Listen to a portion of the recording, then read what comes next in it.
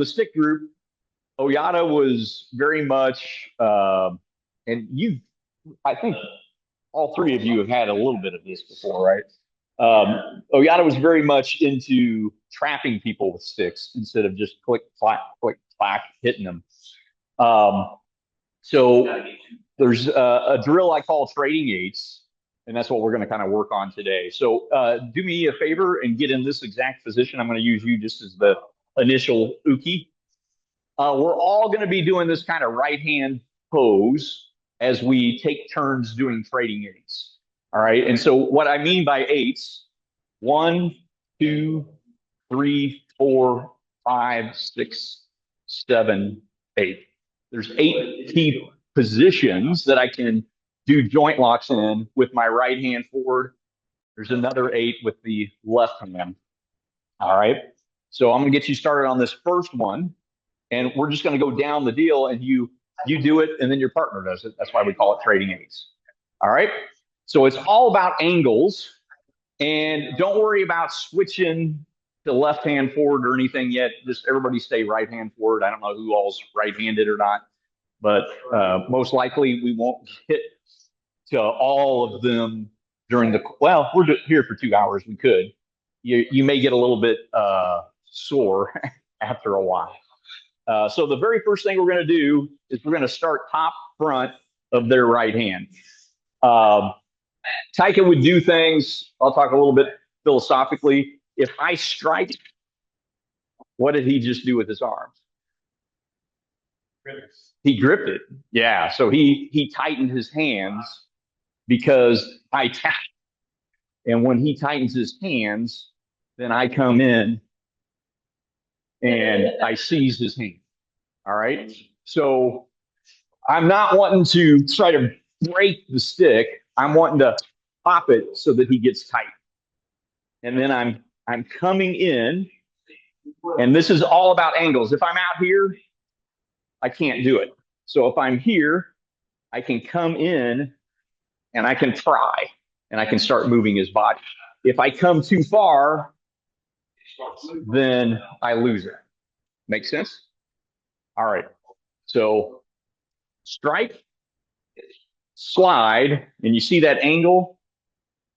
It's like a pair of scissors here, partially open. Now, once you come in, start curling your stick and lifting. Right? And that's as far as we're going right now. Does that make sense? Anybody need to see that again?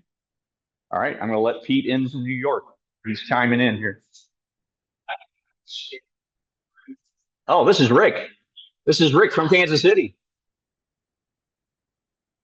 Hi, Rick. we're doing some bow joint locks here, and they're doing some wrist joint locks over there. And I've got an earpiece in, so if you yell, I might be able to hear you.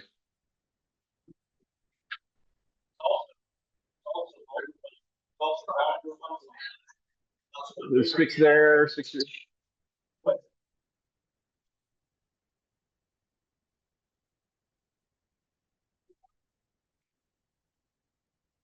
So you want to make sure you don't turn your body so far that you lose that. You want this, I don't know, 25, 30 degrees.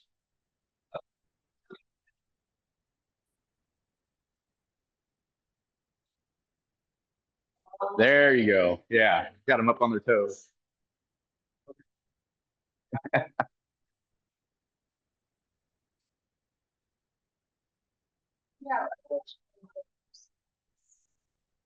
This is child abuse. Huh? Oh yeah. So I'm coming in towards her a little bit past her belly button, and then curling and driving it.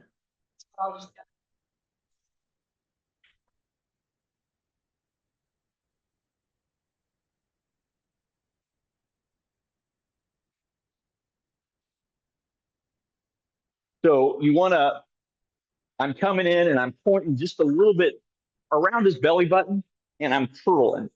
I'm curling and I'm pushing with the bottom hand. The backhand is what does a class 1 lever. I don't want to go in and lift with my front hand. I just slide, right? I want to point that around his belly, and then I'm there, right?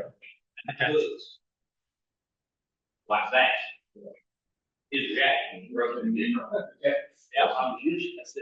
Okay. So while has everybody done this just a couple of times that I can add something to it? All right. Um, this, if you train with some real good old Okinawans, there's a lot of this kind of curling motion in the kata, curling towards you, curling away from you. All right. So as I come in, his skin, if I curl, see how that starts pulling his skin? That's what I want to do. If I curl away from it, I don't get it, right? But when I curl in, that's what helps keep that lock, right? And then I can go in and do the other stuff. So curl, see how that's bending your wrist?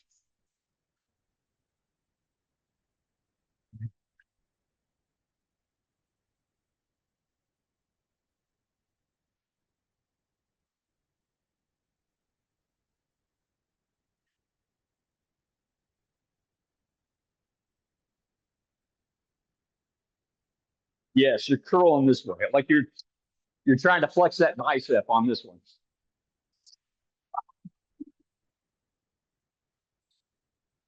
Yeah, your angle's getting a little bit too far. You kind of missed the beginning lecture.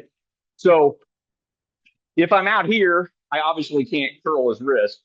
If I go this far, it's going to slip off. So I want to control this, and I'm probably 25, 30 degrees in here as I come in. Right. I've got I've got a piece of pie. I've got a piece of the pie. Right. Don't get greedy. You get too greedy, you lose it.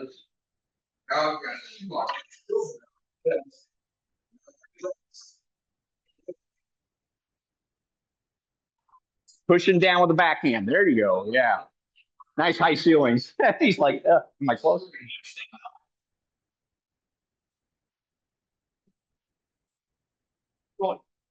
As you go up. Yeah. So again, I'm curling this and pushing down, right? I'm pushing down with this hand and taking that. Then I'm taking it across like I'm going to play violin with him. I'm going to play his violin. I start here at the belly button. That's my point of aim. But once I get him on on his toes, then I start driving it a little bit.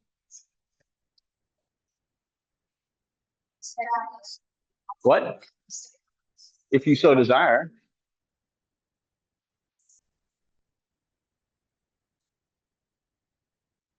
Yeah. So you need to start coming forward.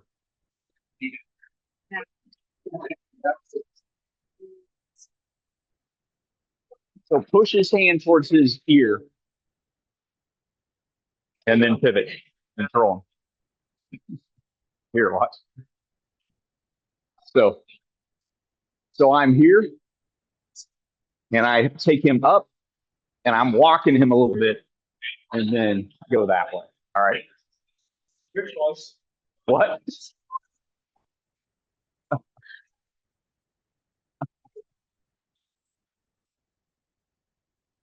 Yeah. There you go. How do you get what? Oh, this? So now he's got nothing he can really do with this. Your forearm's up against it, so don't worry about it. Just take it up and over.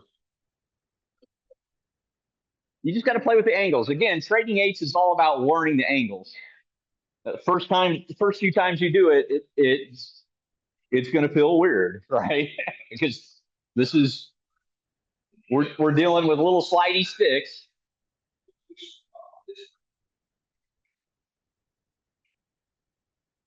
Here, good faith.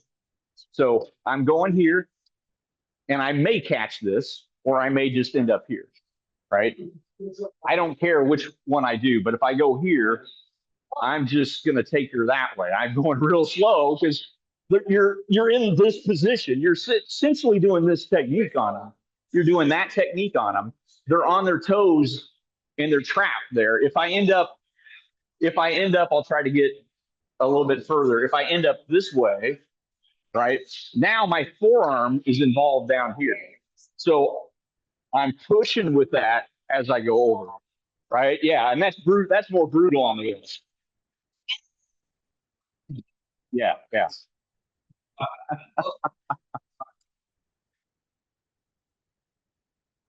You lose it. You lose it.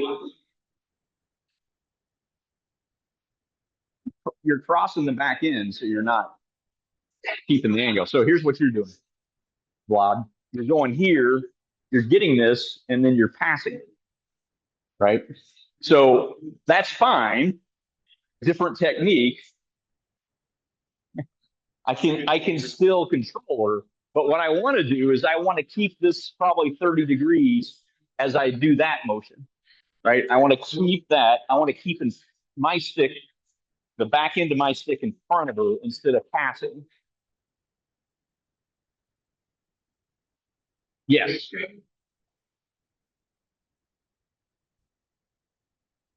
Curl.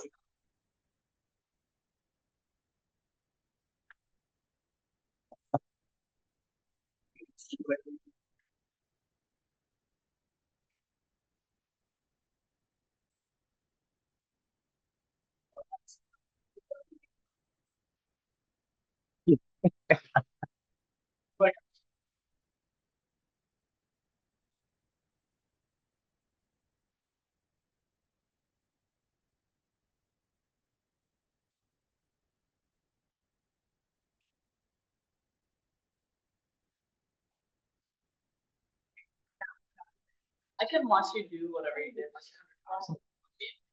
did. I've done it a few more times. There you go. Yeah, you just started to lose it. But now if you think about your forearm just going straight and then turning your body to face that wall. Pivot. You're close. All right. So so as you pivot, once you get in here, turn your heel, pivot on the balls of your feet. And that puts you in a stronger position. There you go. Yeah. They give your quarter turn out. Give your quarter turn. Yeah. We did. So windshield wiper her face with the stick. There, yeah, there you go. Windshield wiper.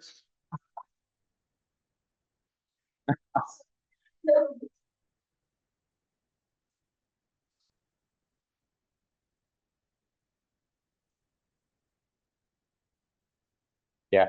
Get a little bit farther away from the wall or the windows, and you'll have a little bit more place to move. Yeah, you were just basically restricting yourself with the wall. Huh? I still couldn't hear you. So you should get basically this. You should get a hyperextension here and hyperextension here. You should get both of those. Stick should stay. Well, Yes. Well, if I come. so it depends on how far you get them off their toes, right? So if I'm doing somebody like Vlad, my stick is going to be here. If I'm doing somebody like her that's a little bit shorter, I'm going to have to be down in a stance to do this particular one.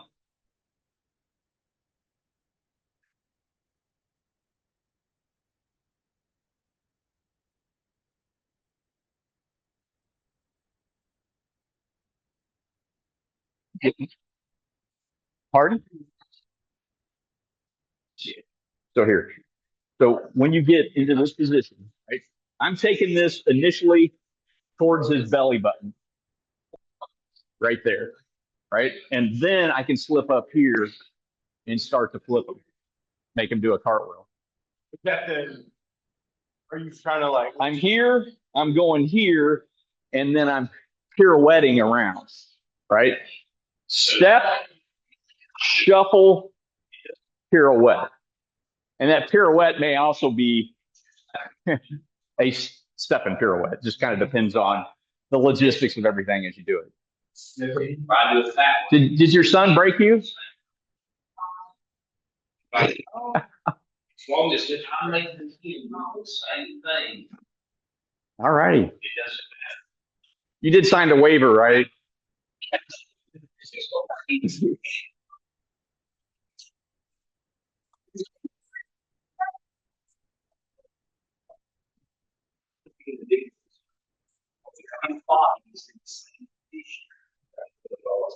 He's got.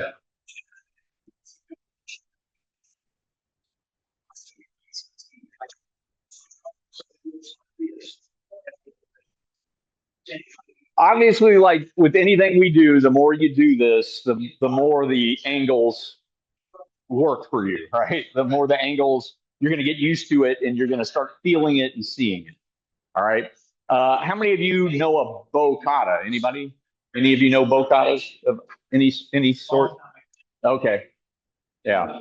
So this is these little circular motions are very common in all of the Okinawan bow forms. A lot of people interpret them as click, clack, click, clack, that kind of stuff. But this is how Taika interpreted. All right.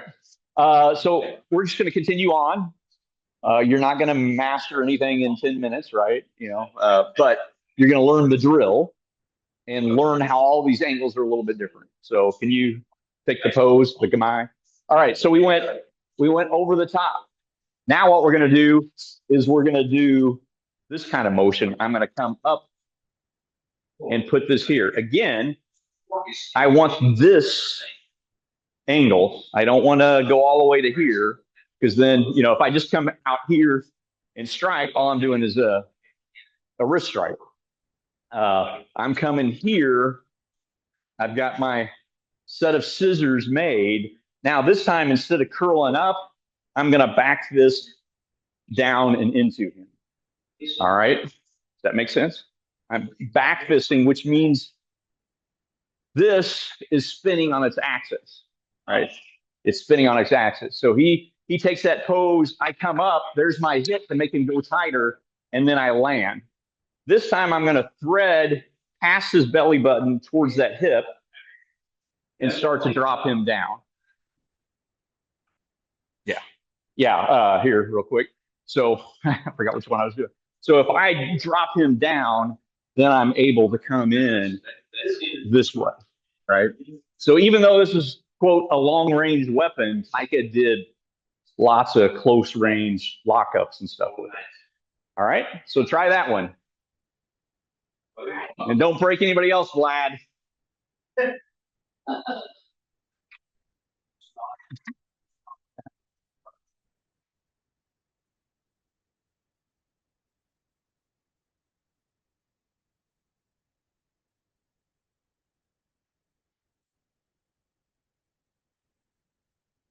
So that's what you do when you have an odd number. You just break one person, and then everybody feels good because they can start training now. So your angle's a little bit tight, so maybe pirouette just a little bit, and then you rotate that. There you go. Yeah. Yeah. Once you get him to bend, so you good that a little odd. Once I get him to bend, then I just come straight up this way, and I pull his head to here and trotted these out. Yeah. Yeah.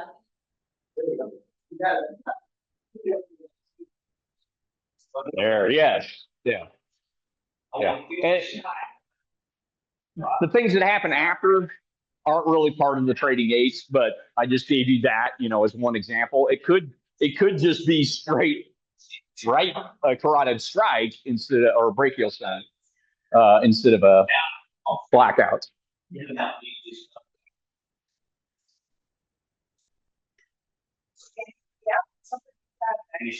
Yeah, so you want to drop her down further? Or are you good? Well, so you're here. this is initially coming towards belly button, and then I'm going outside her hip, and I'm gonna like I'm trying to back fist her big toe. I'm taking her down and then coming in. So back fist her big toe. There. It's like you're doing.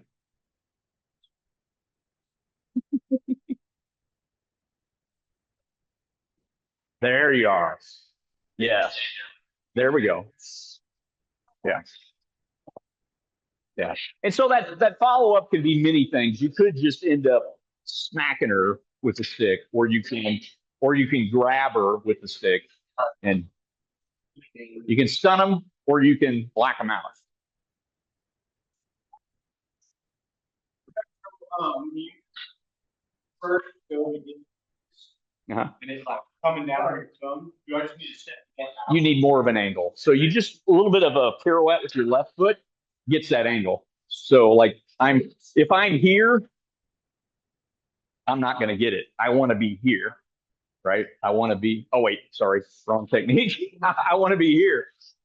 I went over instead of up. I want to. I want to bring it up towards her belly button, but then I want to take it outside her hip. Yeah, I want to take it outside that hip, like I'm trying to scrape the outside of her leg with the stick.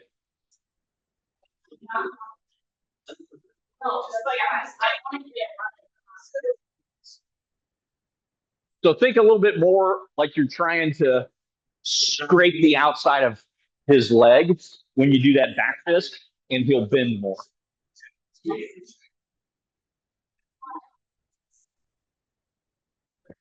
Under, there, scrape that leg. There you go. See how much he's bent now?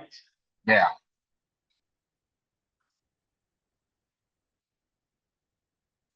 I don't know if you can hear me, Pete, but I got an earpiece and can sometimes hear you and Rich, but it's very faint.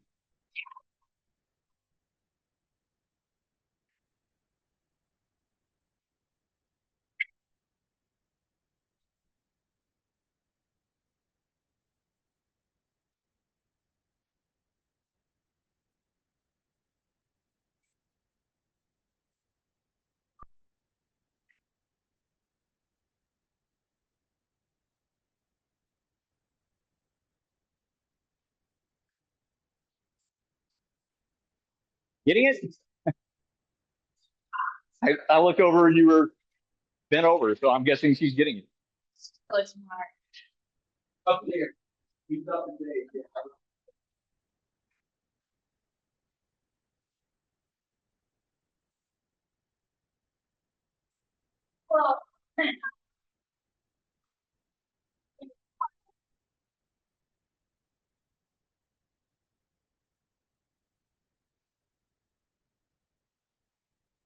Scrape his leg.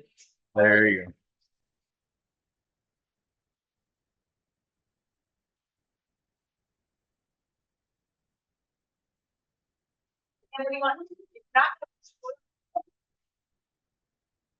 So real quick, um, I know match people know the table leg theory. Do you know that? Well, here, let me show something real quick. If I can find my little, I got to use audio visual aids. So, Vlad, getting your pose.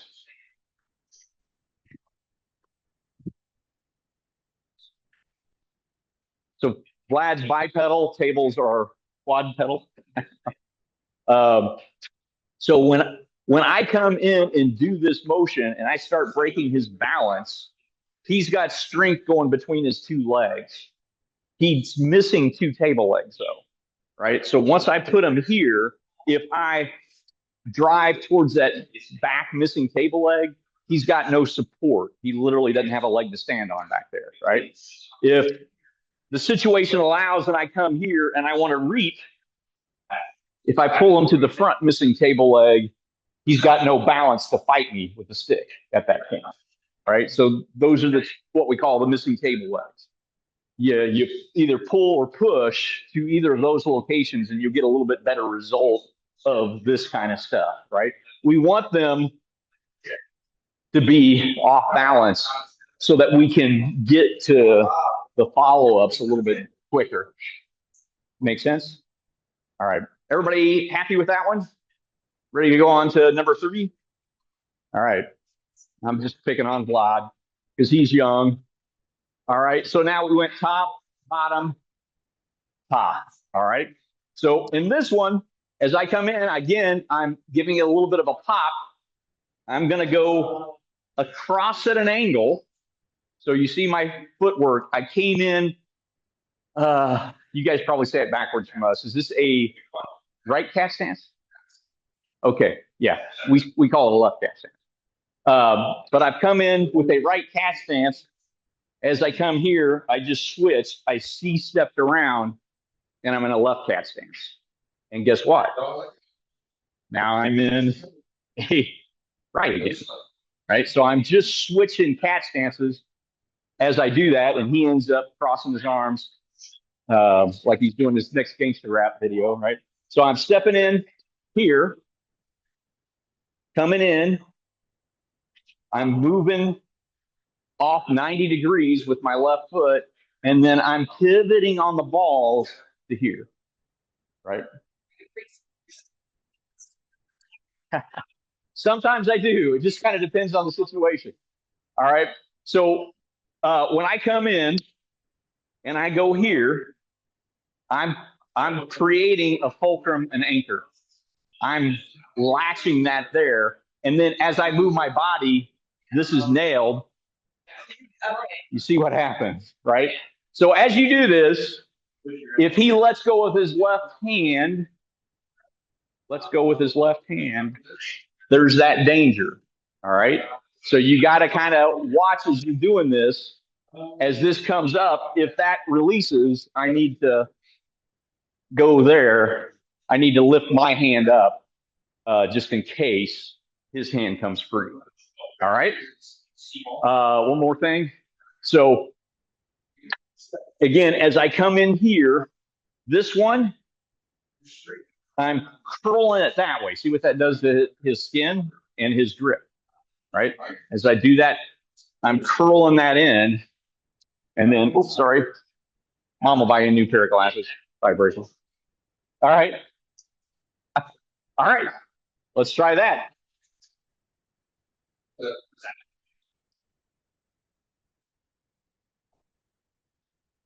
Did it just hyperextend or did he hit it? Oh, you gonna be okay? I don't know if Donnie can set it or her Ulna is still tingling. Yeah. Will it work in the octagon? That's the question. Apparently not, because your favorite techniques. Well, we can Show that somebody run their. Oh, yeah. High five. Oh. Yeah. Oh. Yeah. Yeah. I'm just like, God, that's the number one technique I pulled off my entire career. And this guy's, that'll never work. Okay, whatever. Yeah, Keyboard Warrior on YouTube was telling me a technique wouldn't work. I'm just like, really? Okay. I don't know who's going to use that commentary. It's like invite them to the test, and I said, yeah, they never show. Yeah, yeah. You want anything from me? Feel free to yell, but I think you're in capable hands with Matt. You want to work in Hanshi? Oh, you want to learn the At least the Keyhone version? The bunny version is not the Keyhone version, but you want to learn the bunny, the non-bunny version? Yeah. Okay. Yeah. big like pieces that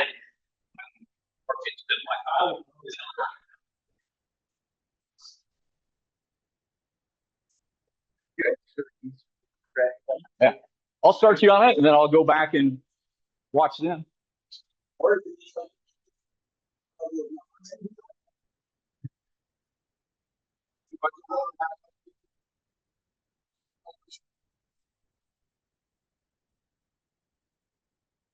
Just face this way. All right. Standard, all this stuff. Right, then left. Pull in, feet close as you pull in. Knees bend and right foot open.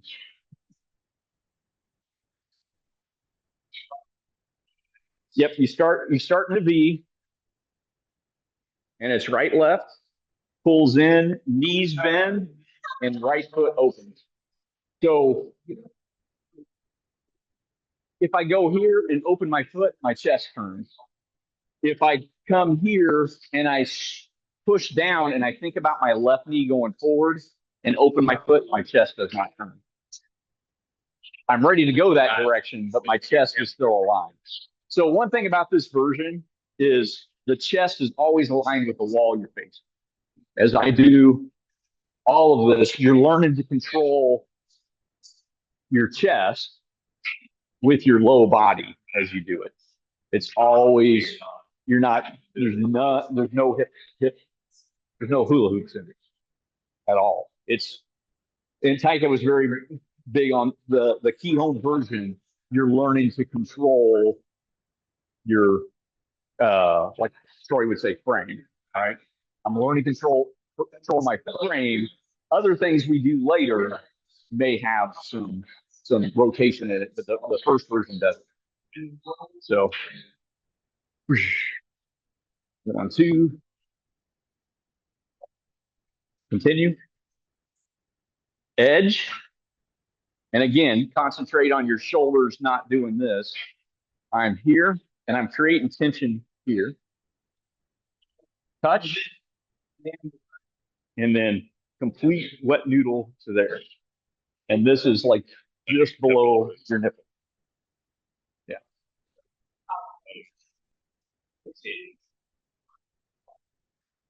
If it's hitting. Well, I mean, yeah. The picture of it. Yeah. Yes.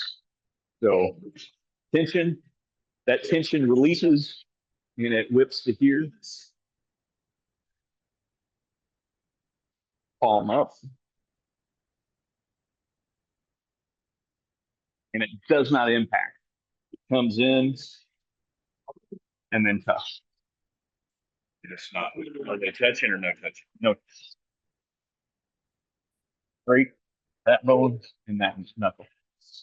And it should be about a 45. It can touch. It's not like forbidden to touch, but you're not like hitting or the ours. Yeah. Ours. So this gap is you punch. That's the gap. Gotcha. That's the gap. That's the technique, right? That motion. Yeah. Yeah. Is that enough for now? Okay. Let me jump in on. Any questions? No, I'm just watching. I went off on a Nantahala tangent over here. All right, you guys want the next one, or you got questions about that one since I neglected you for 5 minutes? All right.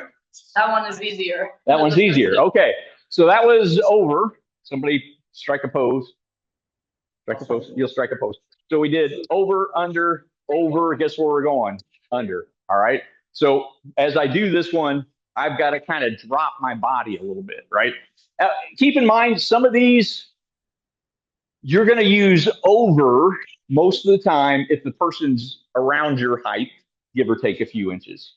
If they're taller, you're probably going to use under. All right. So the under may not make sense for you. It makes sense for you to do on Vlad. All right. But we're still trading eights. With trading eights, we're learning all these different angles. So he's holding that out. I'm coming up, and I may have to come up a little bit higher because he's not vastly taller than me, right? So the way to fix that during training is have your partner just hold it up a little bit, so that it's easier to get into. All right, just for training. Again, we're just learning our angles now. I come in, and here I am. I'm diagonal. Every one of these, we've been diagonal across the wrist. For those that know the principle of X, that's what we're doing, right? We're doing that principle of X there. I'm coming here. I'm coming under and then over his arm, and then this is going to be a back fist towards his toe again. I'm coming straight to there. And then I can come right in and capture him there. All right. So he's in that position. I'm going to come up. I may have to go out a little bit to get the correct angle if his hands are low, but then I'm going to back fist his toe, and that takes him straight down to here. Now, his weakness is there, right? So that's the direction I pulled. Bring your hands back up. So I'm here. I'm going to take this, and I'm going to pull him right to there, right? And then strip, and I can come right over the top of his head. All right, let's try that.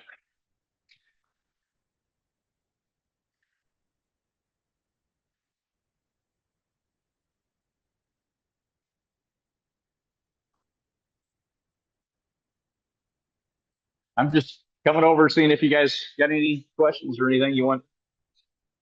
We're collabing with lots of interest. Uh-huh.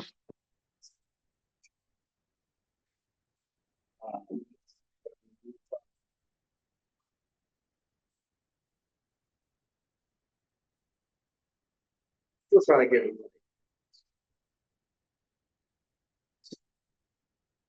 The biggest thing on that one, from Oyata's perspective, grab me or hold really tight and don't let me bring my hand up. Right. So it's hard to bring your hand up. All right. Now do it again. I can bring my elbow down. If I can't bring my hand up, I can bring the elbow down. So all I need is a lever. I need this higher than that. So instead of trying to come up that way, Tycho is real big about bend your right leg and tether your elbow to your knee, and then I'm right into it. Kind of keep staying. Yeah, this is staying fairly close. I mean, it moves a little bit, but you see, this height is right about here, and it didn't change. His belly changed. His belly went down. His belly went down, but the rest of them didn't. And then if you're doing the catch version as opposed to the hammer version, think about putting your finger in your belly button, like curl that. Okay. Makes sense. So I've seen three different versions from, using like a knife hand or catch and rotate. So What are the pros and the cons? yes. Okay, yeah. so have you seen that one?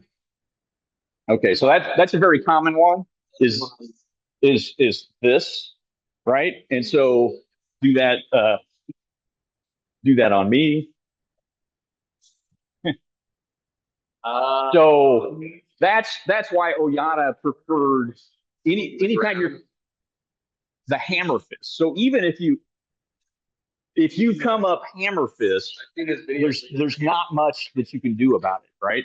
But if you wrap, go ahead and wrap, then it's whoever's quickest, right? Whoever's got the best technique.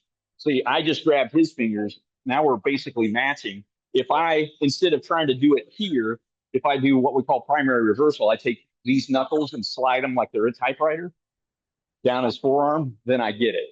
But if I go here, if I use my fist, there's really nothing he can do about it. So that was Piken's favorite. Yes, that's why. Because somebody quick that knows what you're doing.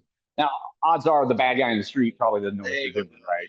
But in the dojo, yeah, if I go and wrap and he puts his hand up there also, or if he catches my hand as it's coming up, then he can stop it. But if I slide it like Nahashi at that point, then it's a done deal. Okay. All right.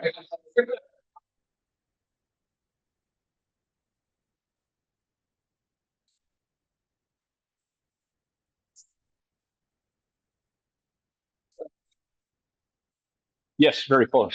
On your head, never moves more than like a half an inch left or right. That's pretty good. Yeah, big difference. So like That's so like do your standard right, and your head's this way. Yes. Now do that same motion and put your head just barely center. Yeah. Yeah. It it massively disrupts your balance and tightens nerve bundles. pulling these up, sinking this down. Yeah, and you see that all the time. People kata videos of people doing kata, and it's like their body's all contorted. He's like, all I need to do is change to where I can't see my fingers. I can see my fingers. You're just changing your peripheral. Your peripheral vision's after everything. That's right. Straight vision. So Press this. yeah, exactly. So he's making you use all. You still turn your head Just just enough to see peripherally past your shoulder. Yeah, that's it's like a half an inch. Yes, exactly. And that is like if you make a fist and put it under your armpit, that's how far out that should be. this. Yes. Yes. Yes. Taika was very much like you punch out away from your body. Yeah. Makes sense. All right. I'm gonna check in on the bow people. How the bow folks doing? Got any questions? Wondering if we're doing it. Okay, let's see what you're doing and see how it's looking. And we can always stop halfway through this if everybody's wrist gets too sore and do something else. You know. Take it off. Yeah. Yeah, that's one way you can do it. You can also just let's see. I got to remember which one we're doing here. As I take this down, I'm dropping her down and pushing her away. I can just brute force hit, or I can come over. I like this one because I can render her unconscious in about a second and a half. Right? This is just stun them. Let's see it. That's what that. Yeah. Yeah. There's numerous things you can do. Again, this is really a drill to learn the angles. Once you start learning the angles and getting them right, you are going to see opportunities. But no, I can operate on this side of the neck or this side of the neck. One's going to be pushing them away. The other's going to be seizing them. And I don't even have to stop there. Somebody pose. All right. So, wait, whoops, we're doing that. So I'm here and I drop him here and take him. I can come in and I can do other things. So there's like my favorite kata, he rolled up as I was doing it today, has that motion, right? All I did was I came in and I got on top of his kneecap and then being nice and pulling it so I don't hyperextend his knee, but it locks the knee and it's bad stuff. So there's 100 different places you can go after that. Yeah. You want to continue doing this, or are we too sore? You like still doing it? Okay. So if you're too sore, you can jump in with them. We'll continue on, or you can just keep going and do it nicer. I don't know. Take a pose. So we've done the first 4 here. Now we're gonna go on top with the backhand. All right. So again, I'm getting an initial pop. I'm taking the principle of X. I'm going across the wrist. I'm going to lift. And see, I've got him there. And boom, just your standard strike. That one is probably, if they're going to do a cartwheel, that is definitely the one they're going to do a cartwheel on. You know, going slow, you can feel how tight it is, but you do it. We got good videos of Taika from the 70s flipping people with this like crazy. So again, I'm coming in. I could give a little pelvic shot if I needed to open up some room. Now notice this. I'm trapping his hand, but I'm also pushing with my hand, right? I'm pushing with my forearm and my wrist as I do that. Make sense? All right. Huh? Oh, there's footwork for this? Okay.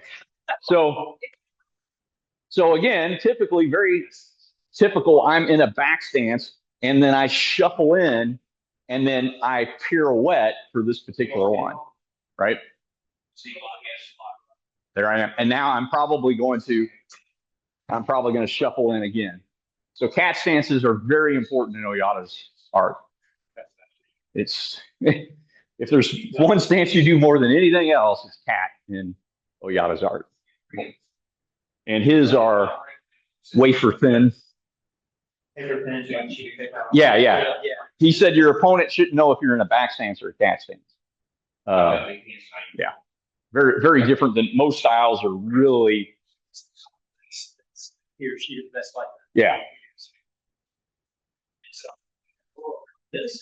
He actually said at one point in a seminar, he told everybody there is no cat stance. And again, very typical Okinawan language barrier. He was trying to get across the principle of your opponent should not know there's a cat stance. But then all sorts of people started doing kata and they took the cat stances out. And then like a year later, he's like, why aren't you doing cat stances? Well, last year you said there's no cat stances. Not what I mean. Yeah. All right, so try that one.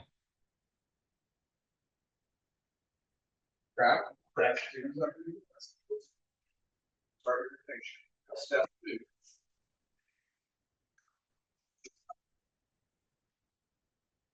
Then if you really want to be a dick, it's Nahanchi. Yeah, that's what. Yeah. Oh. Nahanchi, that motion in Nahanchi has so many applications. Armbar being my favorite, but this is a very good technique for us. You notice the Hashi. Uh-huh. Well, we never have a chance to work any practical application of it. Ah, okay. So he doesn't necessarily make the connection mentally between the different elements and the actual application for this. So let me first give you a little like mini lecture on Oyata's thoughts. Every move in a kata can be extrapolated and put with other moves and made into something. So kata motion and oyo techniques don't have to be exact. All right. And sometimes when I say that, people think like that is what I'm talking about. But that is what I'm talking about. That is what I'm talking about.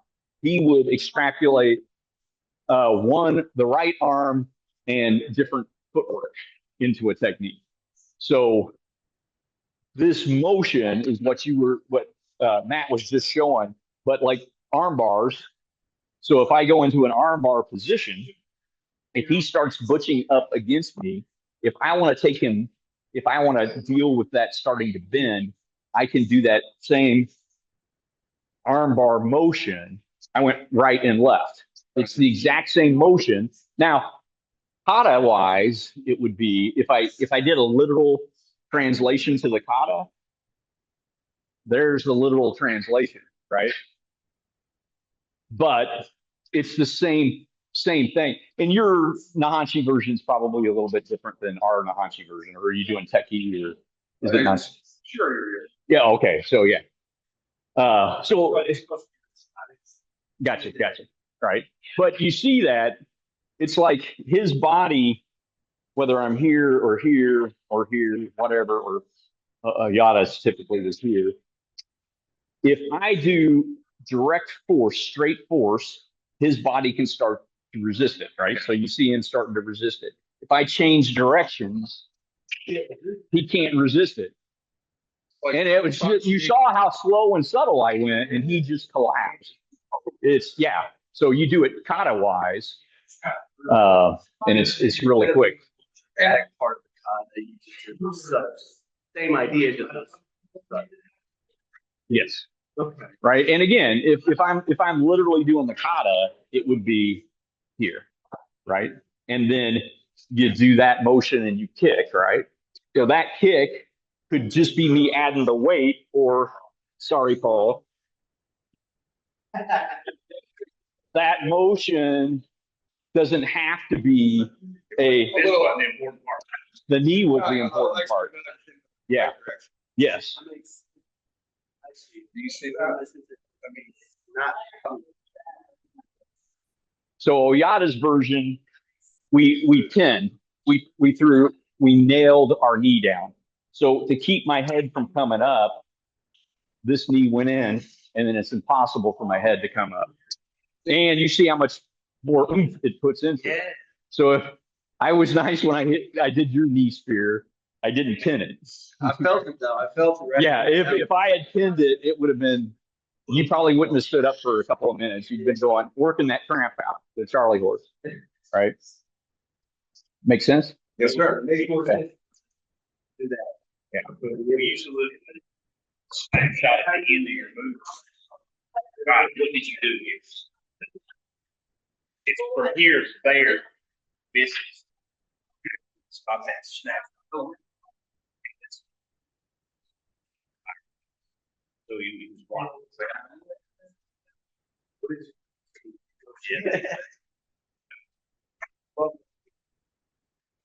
Thank you. So, like all throughout the kata, there's lots of motions that Taika totally interpreted different. Like most people think like this is backhand, but Taika would show that armbar, right? Just different. He constantly was slicing the pie and working different angles with the same motion. So that's all I did was that starting motion. Yes, sir. But it was an armbar because instead of being in front of him, I was out here at this end, right? And so I'm doing, and that rotation is the same as this rotation. My thumb is this way. When my thumb goes that way, it does that same slicing up here where the tricep joins in. Yeah, I feel it. Trust me, I feel it. Yeah, there's nothing there to really resist. No, there isn't. You really do much. Yeah. I'll go into I'll talk briefly. Everything Taika did was a class 1 lever. Didn't matter what he was doing, it was class 1 lever. As far as joint lockings. And so like if you like the Xavier post that you showed that you posted, Xavier, the video you posted last night, I think. Last night. Oh, yes. Yeah. So Xavier is here and he's having his people do this. That's a class 3 lever, which you should learn sometime around 7th grade. I don't know how old. Class 3 levers like a teeter totter. Fulcrum doesn't move unless it follows. This moves, right? So if I push here, he can resist that. Yeah. If I leave this where it's at and pull, that's a class 1 lever. It's the most efficient lever. And so yeah, careful watching Xavier's stuff. Most of his stuff is a little rickety. Like he's got a whole kids class and he's teaching all the kids how to do class 3 levers, which is going to be impossible for them to do it on an adult because you're pushing the fulcrum where the fulcrum is instead of pulling at the teeter totter. About a big ball. Yeah. And my wife, she's under trying to pull it. Okay. That's fully this fully this. Yeah. Yes. And the same as with wrist locks too. So like if I'm doing a wrist lock, Yeah, I feel it. I want to go. this is our center, the fulcrum. I'm going to push and pull. Okay.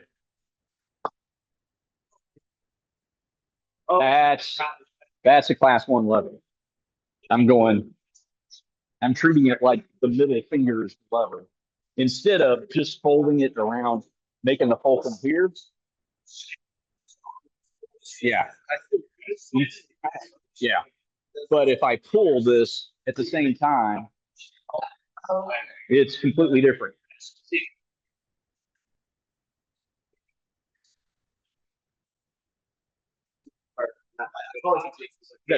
Yeah.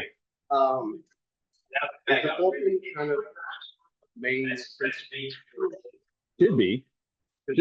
So even like that should be going this way. That's thumb should be going out. So if I just go here and press down, see, not much happens to that shoulder. You can reach up and touch these. If I pull this at the same time, Gotcha. the left arm goes away. I'm going to jump in with a bow. How's everybody doing on the bow? You mastered it? Any questions on it since I keep jumping around to the different groups? Questions?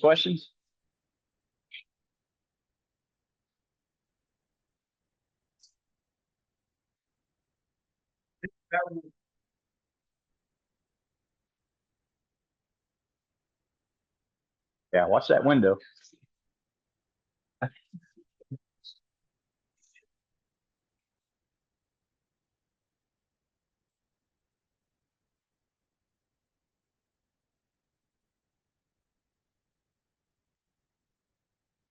Yeah. So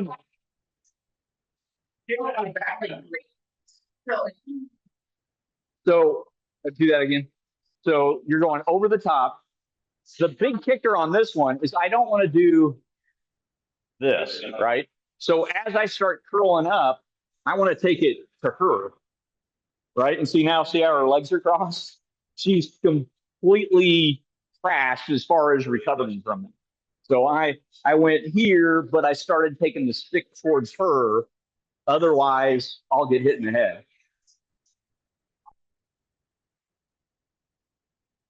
There, yeah. His balance is completely gone.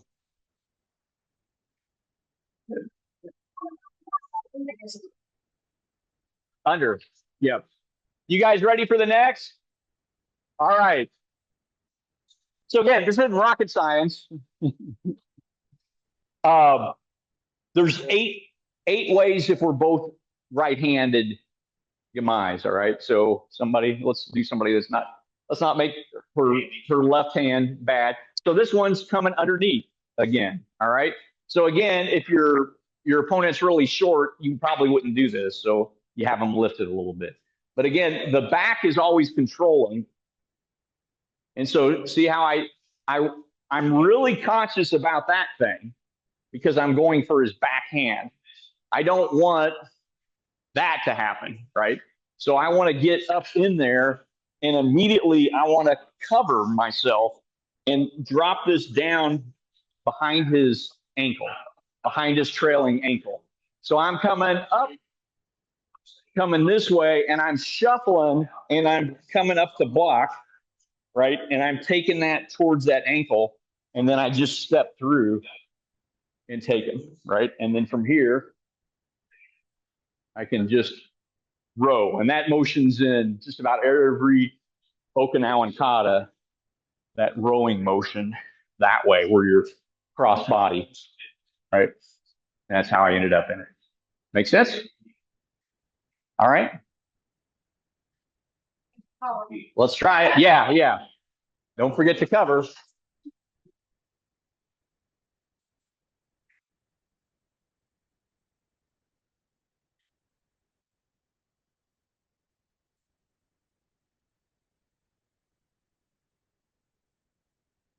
So if you type in Lee Richards and Oyata in YouTube, you'll find my videos. Okay, I was gonna say I've got a whole Nahanchi video that is just me and a guy sitting there just picking out techniques at random. Yes, sir. So he might be interested in that. We will. We work on that. fortunately, we have a video dojo, so I have a big 65-inch TV. Oh, yeah, dojo, nice. and we've got cameras and mics, and we do all our training virtually with Richie Matt White. Oh, yeah. Yeah. So, yeah. So, anyways, this is probably the closest school to where we live, right? So, any decent ability and skill. We train free read, so Atlanta and Nashville between us. Oh, okay. So we just internalized and built the dojo at the house, and we've got about half this much mat space in our dojo. Yeah. And we train virtually there. So videos and stuff are great, but I want to get him more regular interaction with other people, so he can have more practical applications. Yeah. Somebody gets stopped by us. I mean, he still needs to be able to get it, but Yeah. Any other questions on that, Humphrey, while I'm shuffling around? you have any questions? Is he going to the Surete camp in June? No, we're not going Oh. to. He's recently joined the Civil Air Patrol, and we got our wing encampment at Gotcha. the same time frame. Gotcha. If it wasn't for that, we'd be there. We'd one of the best seminars I've ever been to. It's amazing. Yes. Well, But are you here looking now? yeah, I actually live like a mile down the street. Yeah. We're going to be doing this probably once a month. This little get together, and I'll be bouncing around teaching various places. Like I go over to Matt's and teach catchers every once in a while. So I'm still kind of getting unpacked. Sure. We just moved here, and the house is, upside down right now. Yes. So we're getting there. Eventually, I'm going to be buzzing around doing stuff all over the place. Okay. Well, I'll look forward to that. I'll be keeping an eye out for you. Cool. If there's any opportunity we have to train. Sounds good. So, all right, let's go back to.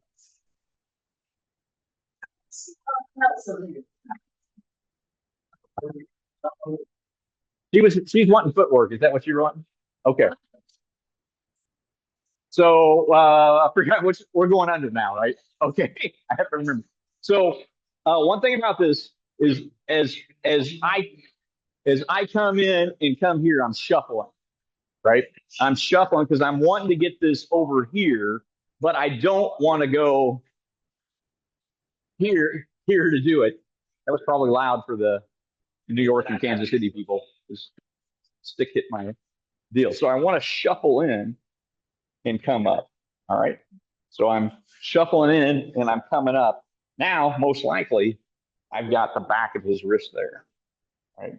And I can take his center. I was here. I can just come take his center and trap his ankle and come in. I can come in this way here. There's 500 things you can do, but the big key is you're coming in and then you're doing this motion. But that's your. Okay. And then I'll step in. But I want to get my entrapment before I step in.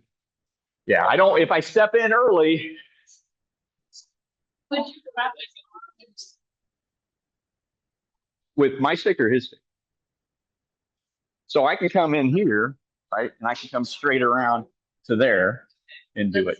Or I can come this way and do it.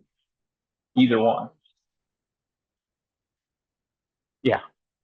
Yeah. And then usually I let go and I go here. Does that make sense? So if I end up here and I'm holding on to this, I usually just come right up here. Now I got a forearm against his neck, and then I squeeze that way.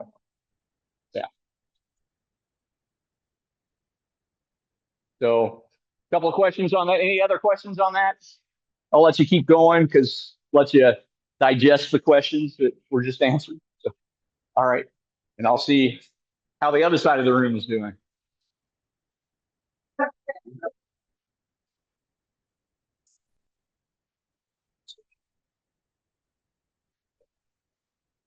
One arm man. You know,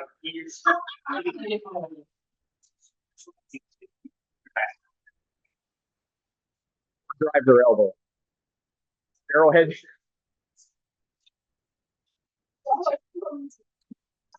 Yes. Yes.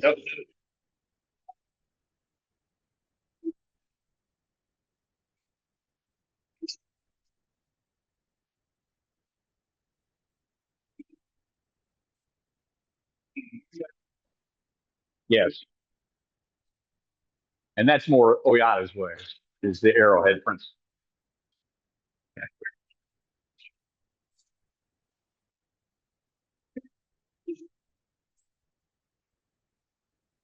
But it's such a simple concept.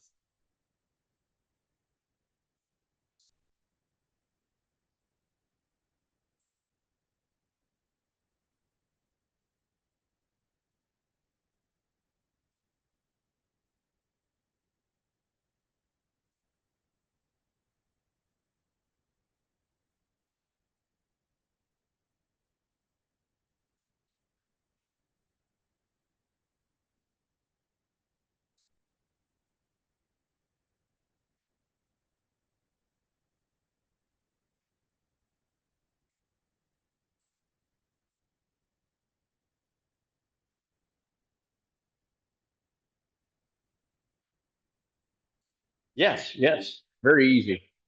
Yeah. You're turning her body like this. So you've got your choice of things to do. Her balance is trash. Pretty much Oyata's fighting strategy was attack their balance and then finishing. Once you do that, once you destroy their balance, they can't continue to fight.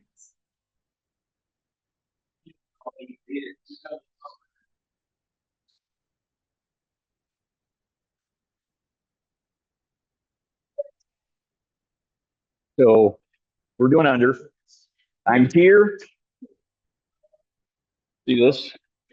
So I'm here and I'm in this position, right? My thumb may catch at this point, right? It doesn't matter because I'm not doing a super fast, hard impact at that point, right? I may even choose.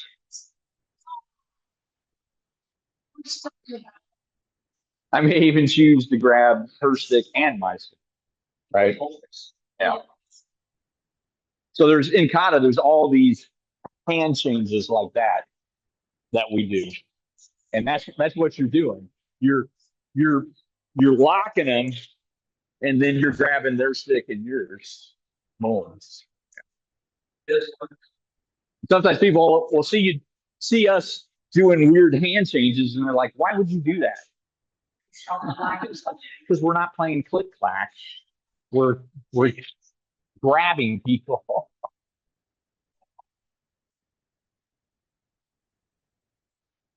There you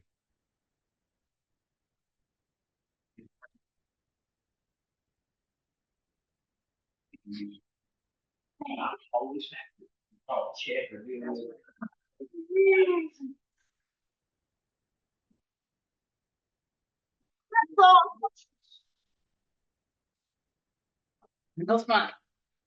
How are we doing on time? I have no. Huh? Oh, oh, so we're still really good. You guys want the next one? Yeah. Strike a pose, somebody. All right. So we did both of these, right? So guess what? We're down here now. All right. So typically, if we're both squared off, I've got to do kind of a shuffle and a pirouette to get to where I need to go. If I go too far, I'm going to lose it. Okay. So I've got to come in here and come up this direction. If I'm not careful, that's going to slide out. If it does, it's not that big of a deal. We can correct. All right. But I want to get my angle. And now this is another one of those back fists towards that toe. Right. And you just keep on going until you get something. All right. So play with that angle. If I go too far, I'm going to lose it. All right. But if I lose it, there's other things I can grab. You're starting to see the things that are there. If I keep this angle here, like here's where I was. I've come out to about a 45 and I do that back fist. This one gets a little bit more on the forearm typically, right?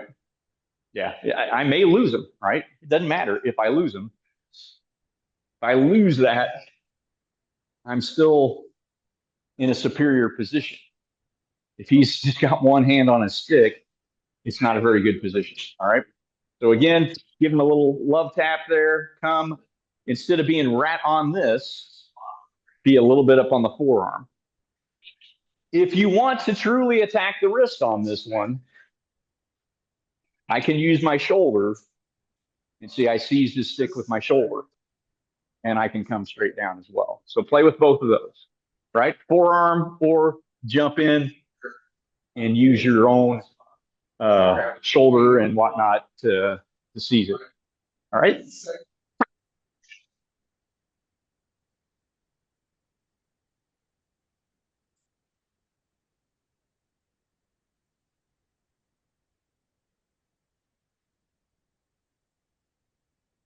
Yeah, I did underneath. Did we not do the top ones? I forgot because I'm. Yeah, I was going. We didn't do the top one.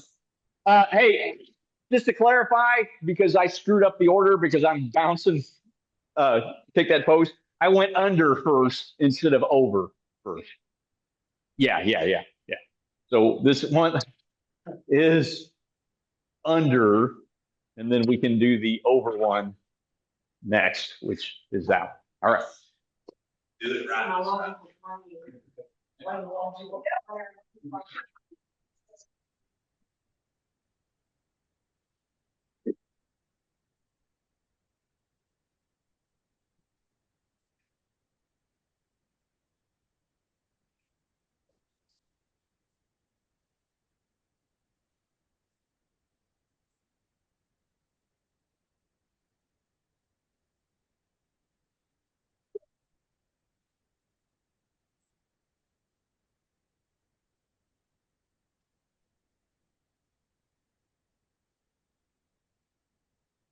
Are you? Which version are you showing, Matt? Oh, he's showing his version. Okay.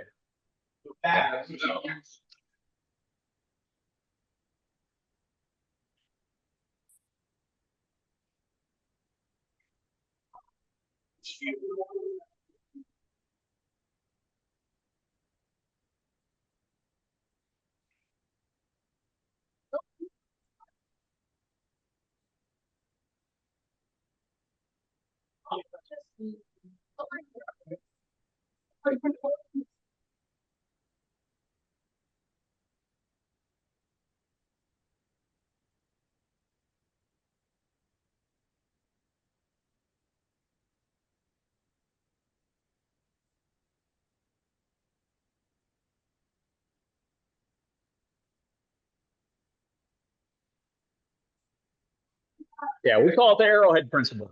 Wherever, doesn't matter if you're doing flexion or extension, wherever that elbow points is where they want to go, right? We put the ponies and stuff around and just shift it around. Yeah, We did a big circle and had them. yeah. I call it county fair drill. That teach cops. So Go the blocks, spaces in between them. We took it. It was this, and you had to walk everybody in and out. wow. That's how you get good at Suite is you start working angles and directing people wherever you want them. And it takes a while to get used to doing it. But once you do it, then any bit of resistance you get, you know how to immediately change it. The body, anybody that wants to resist, particularly if you got the alpha seminar syndrome going on, where somebody's trying to resist you, they are resisting in a manner to where all their muscles are lined up in a particular arrangement to resist that.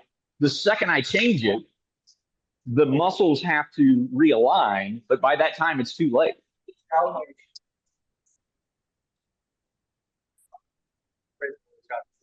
I used to just kick them. Yeah. All right, go down. Yeah. I was, what I used to do is I was taking, And that's just a distraction. That's a perfectly valid technique. that's what I Well, used to do just to get.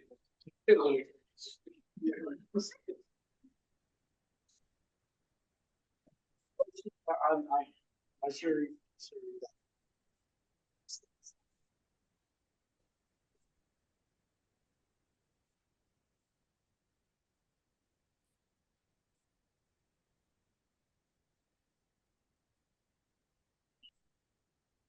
I'm getting figure everything out.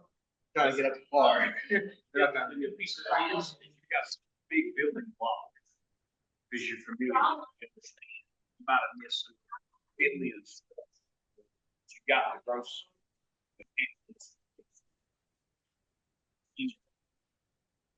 Yeah. Like I know what it should be doing and we're training them.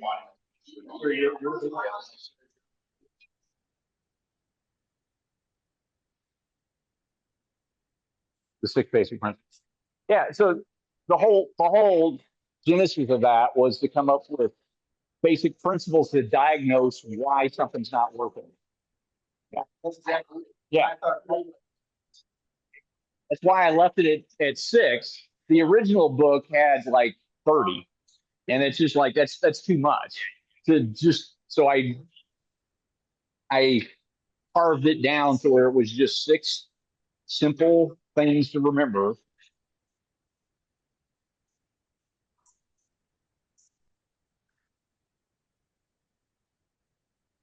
I use like alligator, Yeah. but I started working on it.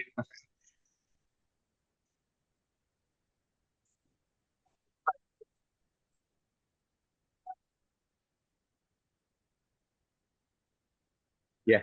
Car. Yeah. All right. I'm going back over here. You guys don't need me anymore. You want over more? So when I got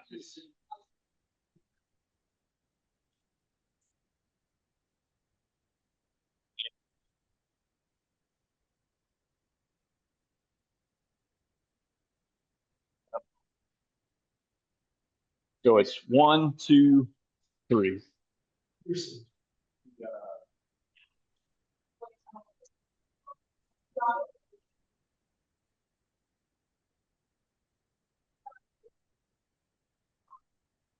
So three moves. One, two, three. One, two. First two stay the same orientation. So this one drops. This one's got a lead to get out of the way of that one. Stay in the same. And then they both go sideways. This one has to go harder, and then it comes back. So with the second, this hits, this hits. So these two impact, and then they both forearms rotate. No rotation, no rotation, rotation. One, two, three. That's going to drive you nuts. That bone and that knuckle instead of that. No, that's not bad. Kage always put me in. Yeah. Hitting. That's how I'm gonna hit. That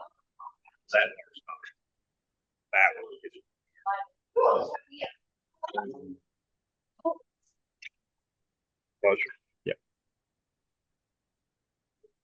First one, when this comes down, there.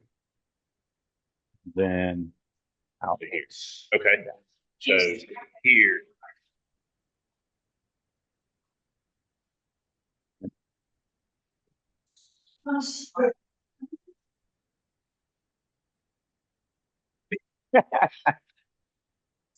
Maybe.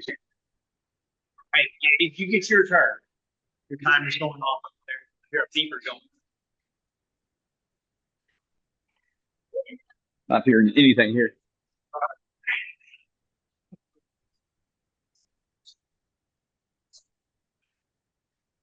Didn't hear anything. I don't know. Oh, it might be my phone. I don't know. Yeah. Anyway, I heard about it.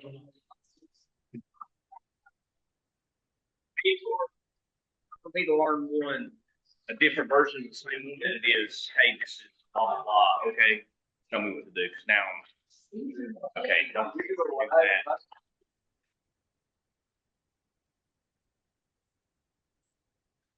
It's, these two are totally different. It's not like I was with them. Yeah. Like, it's, But it's definitely like kind of 1-2. So I'm impacting here. And it's gonna go bop, bop. yes, Bop. they're always bops. They're never bops. There's always everything 1-2. And the bottom one's still, this one's gonna go first twice. So left, right, left, right, left, right. Okay. Oh, no. Yeah.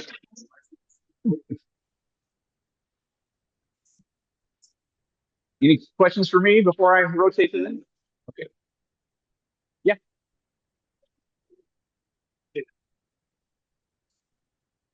They wanted me to ask you about the principle of striking before stepping. Okay. Yeah, they used to talk about. Yeah.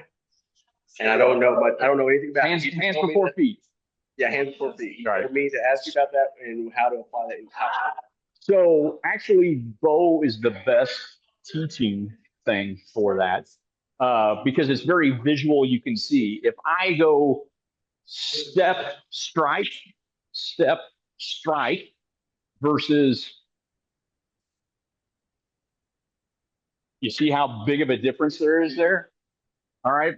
So I'm weighing in at 145 pounds. Tyka said, if I come in, plant and strike, I hit you with 20 pounds. If I come in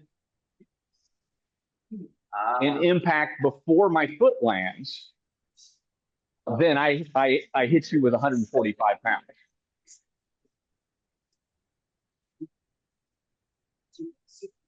That was thrust.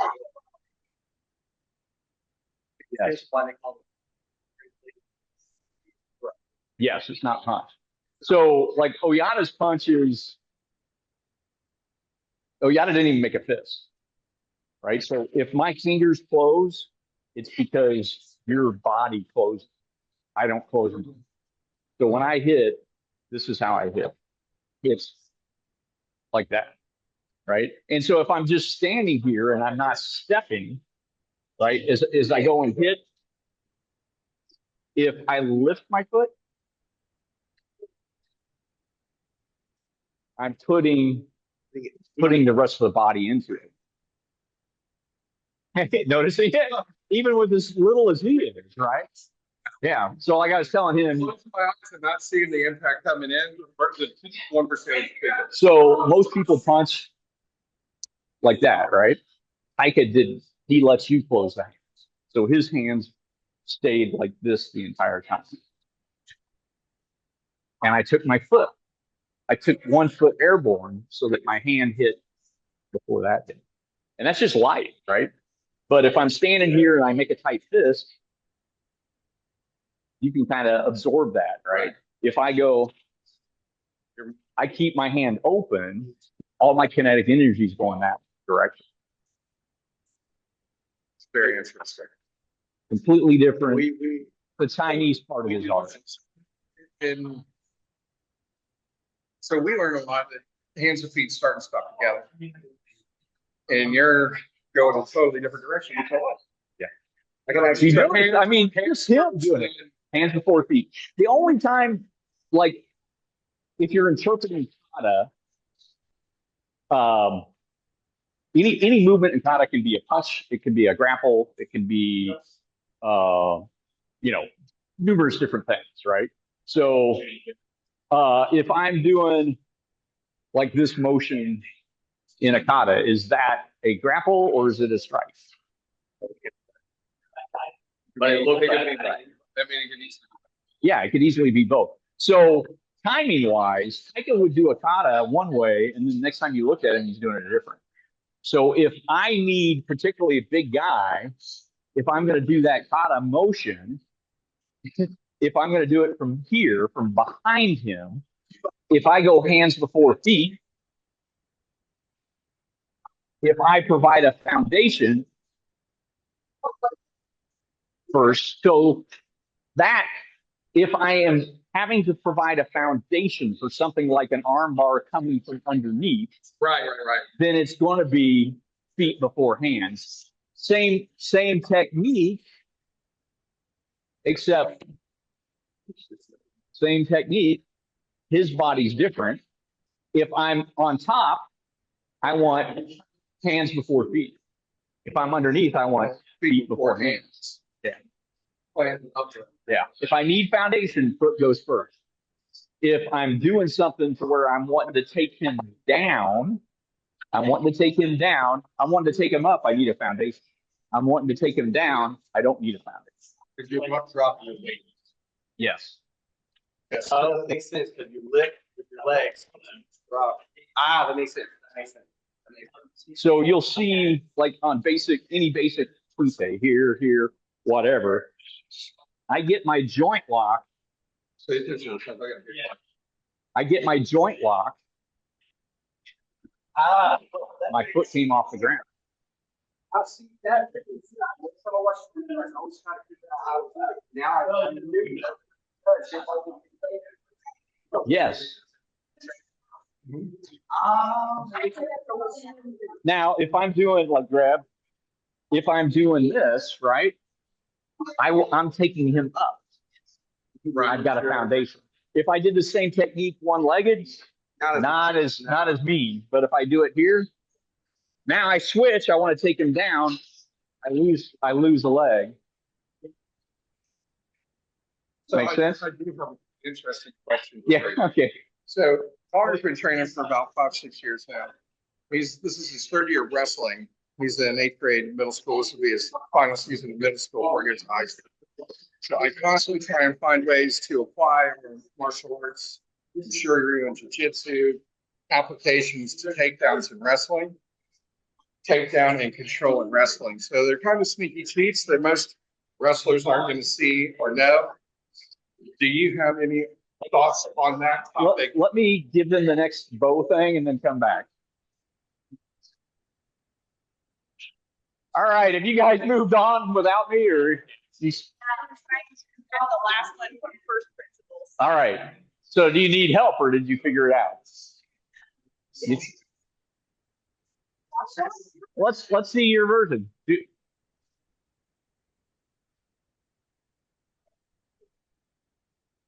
Okay. Yeah. That works. Let's see Vlad's. Yeah. Yeah. That's good. So come in here. Now, I want you to get into this position, and I want you to play with spiraling clockwise and spiraling counterclockwise. So counterclockwise is there. Clockwise is there. All right.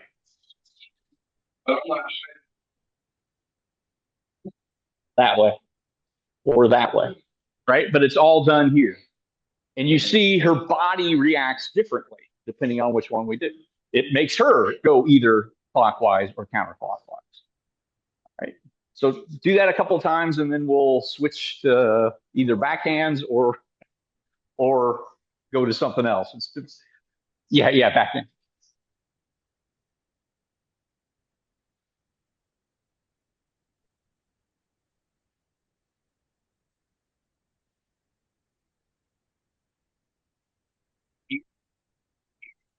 Yes, but the knees are bent. Yeah.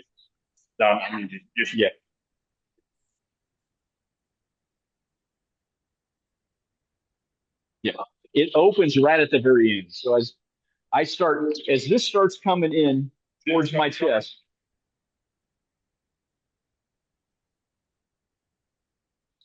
I start pushing and open. So the open should end right when I'm pressed. They're staying open, starting to close the seam. Yes. Then edge together.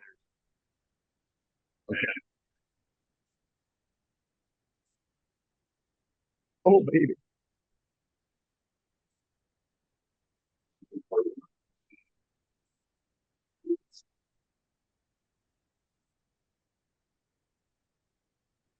Wait. Sorry, you were right. I was switching to the TA version on you, and then I'm like, wait, hold on. What? Technical application. Okay. Yeah. You're saying the keyhole having been Foundational words. This is how we introduce everything to everybody. Is the version you're learning. that's Yeah.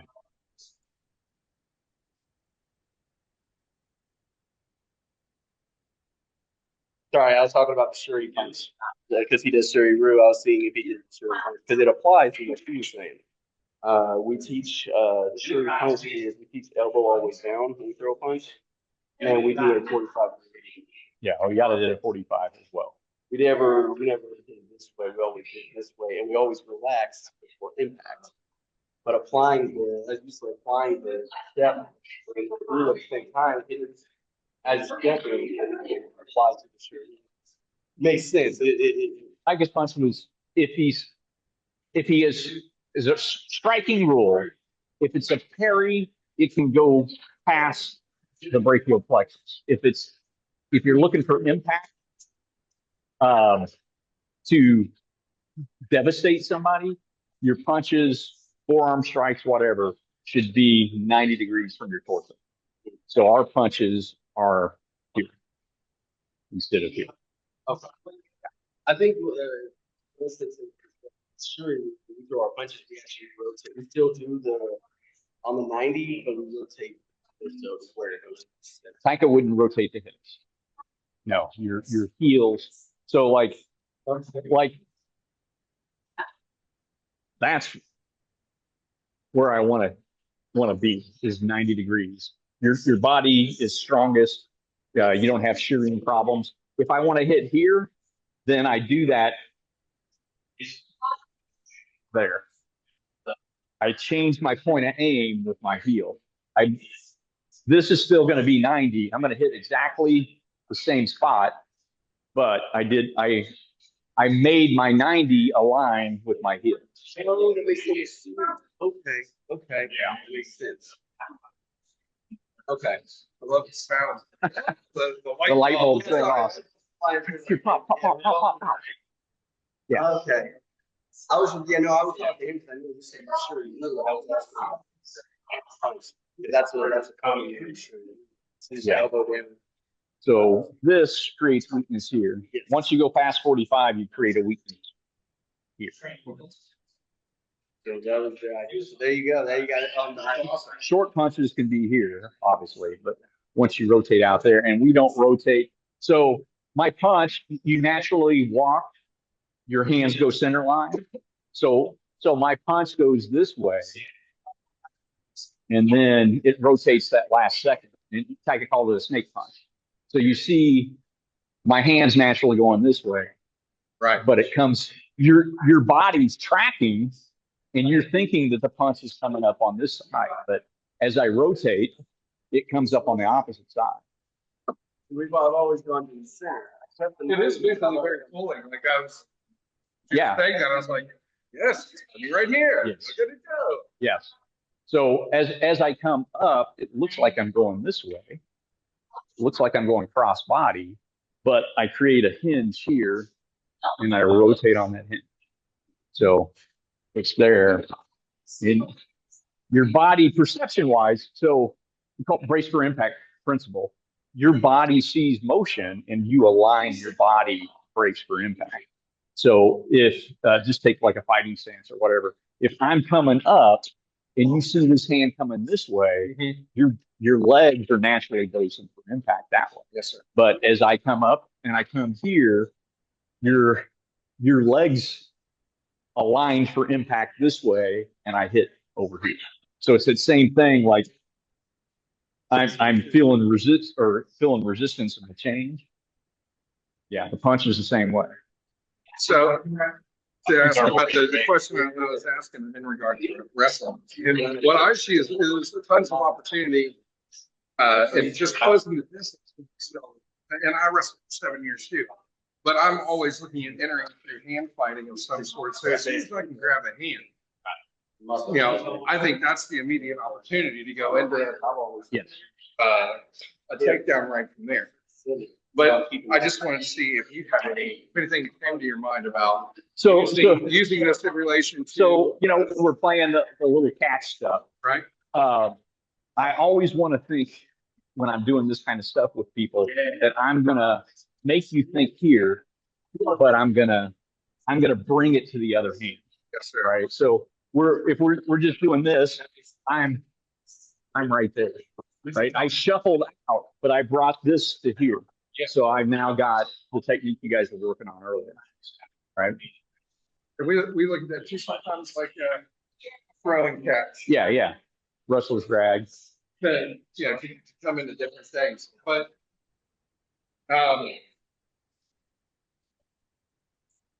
so you're just saying this in covering. So take his palm to your arm. So we're here, we're doing this. I want to take his palm to my arm. Okay. That's pasai, if you got that copy, right? So I just went straight into pasai with that technique. I'm slapping his hand because what's human nature is when something touches your palm, what do? Pull back or you close your fingers. Your palm. Yeah. Anytime something touches your palm, your hand naturally closes. So he's got his hands up. Put your hands up, and I slap that. He's naturally going to sweep, and then I'm right into the technique. Right. Yeah, that's what we all do.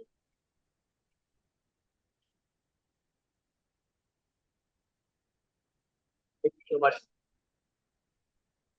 The triangle was not a triangle. It's like one of my biggest pet peeves. Max out on bench press when you do this. See how many push-ups? You diamond push-ups, regular push-ups. So which one's strong? Yeah. This one is. It's and I really think where it came from. It's like Taika. One of the guys over here was that's online right now was asking me about this about a year ago. It's like Taika said to strike in the middle. He wasn't talking this middle. He was talking this middle. Right? So Spike could say middle punch. That's what he wanted. But people he didn't say horizontal or vertical. So people were immediately going here. And I think that's where a lot of this stuff comes from is misunderstandings like that from the old Okinawan instructors. Years and years ago. Taika was not very good at explaining things, translating things. Oh, what was it about? Taika explained something in it. Oh, I can't remember. Yeah. I know what you're talking about, but yeah. Yes. There was numerous times, and then he'd do it at a seminar, and then he'd come back Tuesday at class at headquarters, and he'd be like, why are these idiots doing this? Like, because you're not clear when you say something, and it's not the American way of interpreting it, right? You say something that should be common in Okinawa or Japan, people should know this, like turtle. The first time he started talking about turtle, everybody's like, what the hell is he talking about? He's like, turtles swim this way. They walk on land this way. We had to press him for, what are you talking about? Because he'd just be like, turtle. He'd see you doing something, your hands are wrong. He'd just be like, turtle. You should know that. We don't have turtles in Missouri, Taika. You do. You got a snapper over here. But yeah, it's just lost in translation. Yeah. Gosh. All right. Everybody getting that? Any questions on that one? Which one were we doing? Over? Well, over. So here, there I got her, right? So you guys all caught the difference, right? If you curl or you back fist, it's pretty important. Uh, 15 minutes, you just want to keep working on bow stuff. All right. So what I'd say now is, hey, strike a pose, Vlad. Um, and again, we're not going to get through all these in 15 minutes, but you understand the principle, right? Taika always taught principles, and then you can take the principles home and work on them with your buddy and stick to the principle and figure stuff out. So now, in the remaining time, as many as you want, we've all done right to right. Now what I want is backhand. So you're going to have to get range. You're going to have to come in.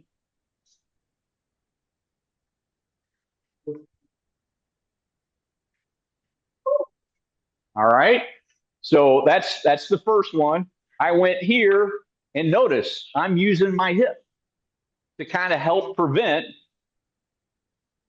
I'm trying to help prevent his stick from doing something. What else is stopping his stick? My left, my forearm, right? So I've got control of him there. All right. And so all 8 of those are going to be a little bit different because you're using, instead of using the thumb side to do everything, now you're using the pinky side to do everything. All right. So start playing with those, and then we'll kind of probably run out of time before we get through them all. But you and your partner go at your own pace and kind of figure them out, following the principles. All right.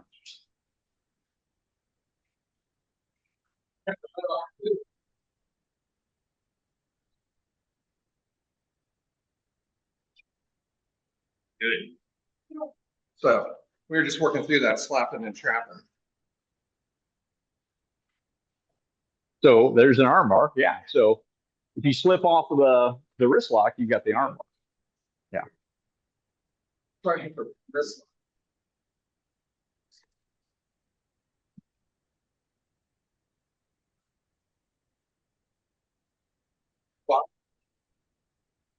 So you've changed. Your original attack that you practiced earlier was this angle. You changed this to where it's rotated almost all the way here. So the angle of attack for the wrist lock would have to be that way, right? So it would have to be back this way in order to do it. The simpler thing to do is just release that like you did earlier and go straight into an arm bar. Roll.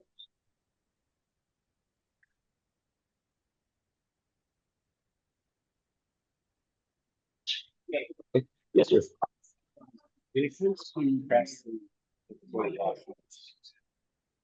there a way to help somebody but still be able to? That's the hard thing. Is I don't have a partner. It's really kind of hard to. You can practice arm bars with a ball, but wrist locks you can't really do. Arm bars you can practice kind of like with a dodgeball or whatnot. Yeah, and I think I've got a couple of videos on those up there. Uh, but I might be. I never get to doing that. yeah, you need a partner to really. Really, yeah. Yeah. I mean, you can practice things to a point. Did you just knee yourself in the face?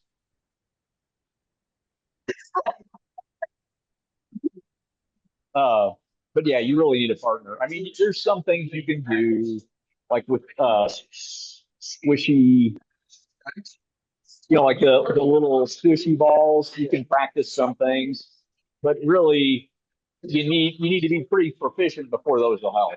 Like if you think about doing that kind of milking motion with squish ball, if you basic high five, I'm not doing that, but when you get a little bit better, that that kind of motion, Working. yeah. So taking out like a squishy ball and doing that can help.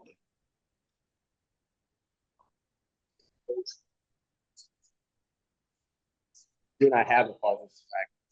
I don't really Don't I don't. It's okay. They're okay in moderation. All right. Um, the problem is people get so dialed into doing 6 moves that they forget that most likely I won the battle on move 1. I have no problem with going, okay, I slipped, so I need to go in to something else. Going from one position to another. And I kind of, when I do, and then I just go to my strike. That's where I go. I get to a joint lock, I fail on doing it, and I just go. So how are you failing from slippage or are you failing from just Sometimes one of them, especially with the hand grab, kind of the hand grab thing. Yeah. Then I usually just go out. And, that's right. Like, yeah.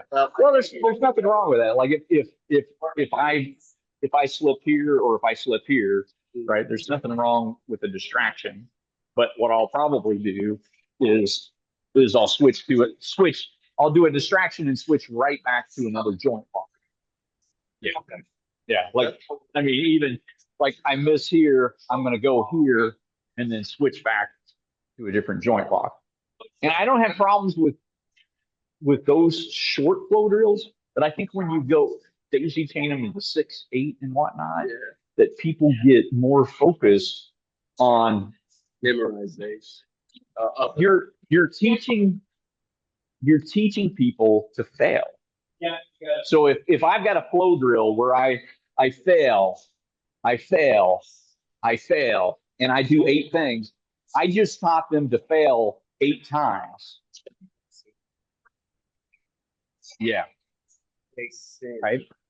So typically the way I teach is like, say we're working on this technique. I'm having the students do it. They're doing like 10 reps and then the other guy does it. And once they start getting good, then I'm like, okay, miss your grips, slip off your grips and do a windmill into a shoulder lock or an arm bar.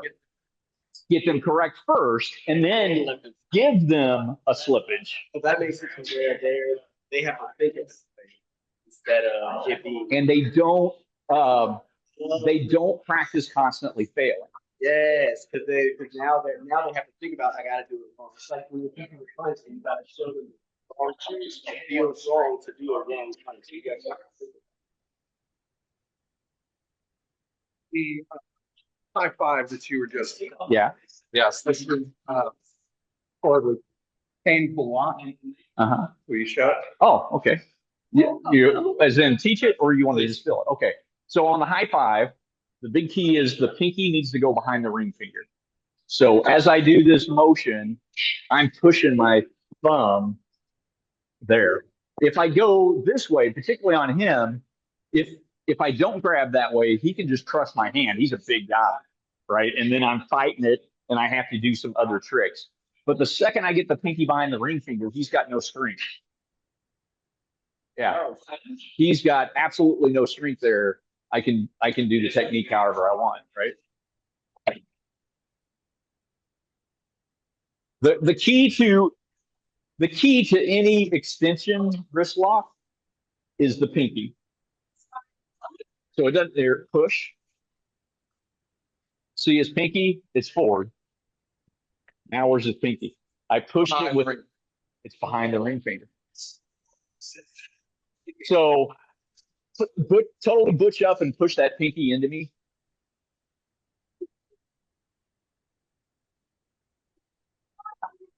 Oh, wow. 1/16 of an inch. Right? So it doesn't matter how I grab, he pushes, I grab this way. If I grab here, crush my hand, and don't let me do the technique. See, I can't do it. All right? Trust me. 1/16 of an inch is all you need. It isolates everything to where they can't fight you with their hand. It makes so much sense now. My first instructor used to always say the pinky is the strongest finger. So you remove the strongest finger. So here, see where his pinky is? Oh, His pinky's behind the ring. if I go straight to here, tighten that as tight as you can. Pull it. Oh, that's awesome. Oh, I love it. So, you guys were doing this technique earlier, right? And remember, I did the elbow drop and came to here, right? Taika typically he would do Nahanchi Nidon, pinky behind the ring finger, and drop right there. And so our version of Nahanchi is that way. Fingers up. Art of Nahanchi. Yeah. Yeah. Ours is here. That's position. So we're stomping. And then We have. That's Right. This is Nahanchi Nidon. yeah. we don't do. I'm not familiar with Nidon. Nidon, no, we don't have that. We have. Let's show them. Let's go. Nidon. Yeah, the second one. Yeah. We're not there yet. Keep training. Yeah, sure. Our Shuri doesn't have Yeah. that. We have a version where we do.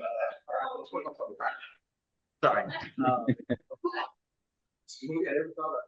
Let's try that. Let's try that. So, Yeah.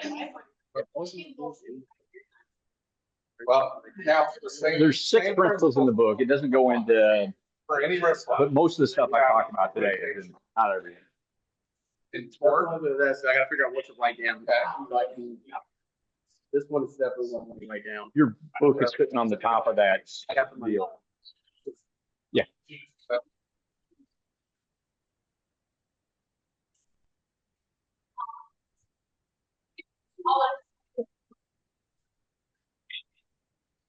So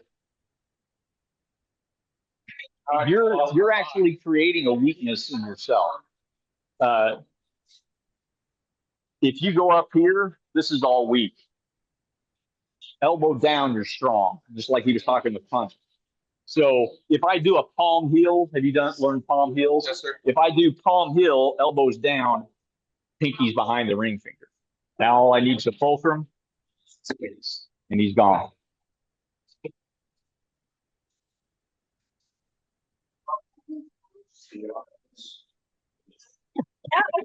Not exactly what I did, but it's the same principle. So you got the pinky behind the ring finger. Only the second direction.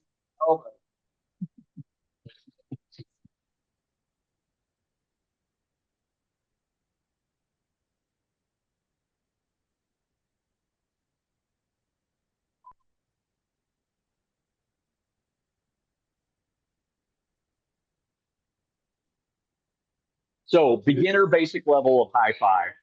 The way the person can escape the pressure is with their elbow, by lifting their elbow up. So basic version of high five, if I just put my thumb in that crease, his elbow can't go, it can't go up. So then it's like I got a jar and I'm screwing the lid on. I just screw that lid on.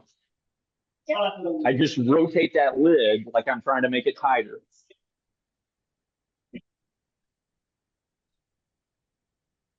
Yes. Now don't windshield wiper it. Rotate. Keep this in the same spot. Rotate it. There it is. Rotate this. Now see how you're straightening your arm? Use your body. Turn your body and keep your arm bent. You're closer. You were closer that time. You got the. Trust me, you are closer. So you're straightening this. Keep this bent. And there you go. You're getting closer.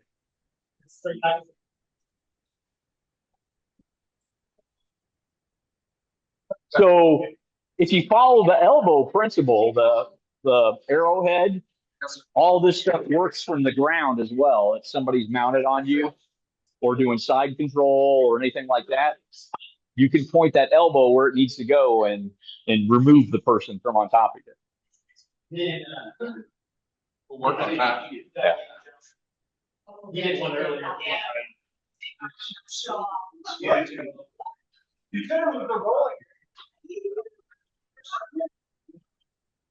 The hunchy shirt on so she can see what time.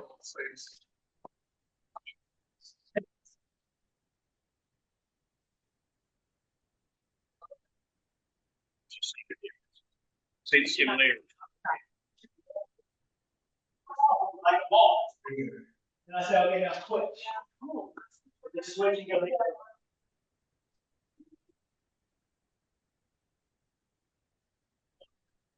Oh, sorry. I started to slip into the other versions. It's hard to do the Keyhone version once you start trying to speed it up. So it's no ice cream. Someone did it. Yes.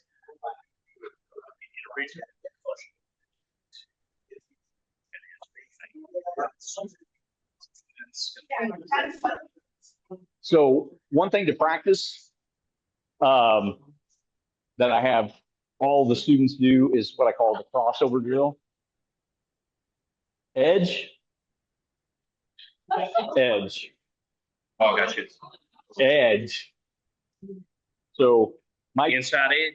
inside edge is down. The heel is not touching the ground. And I slide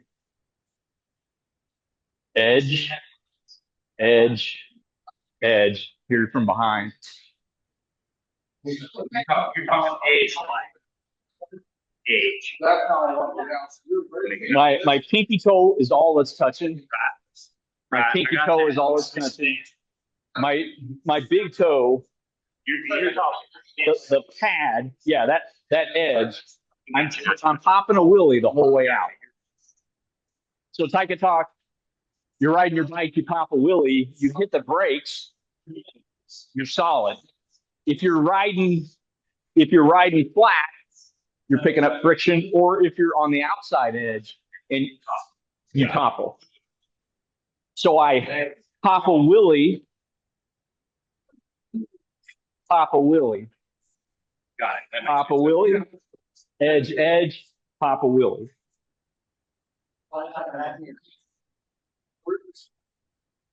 Yeah. And then that motion turns into sweeps and leg locks.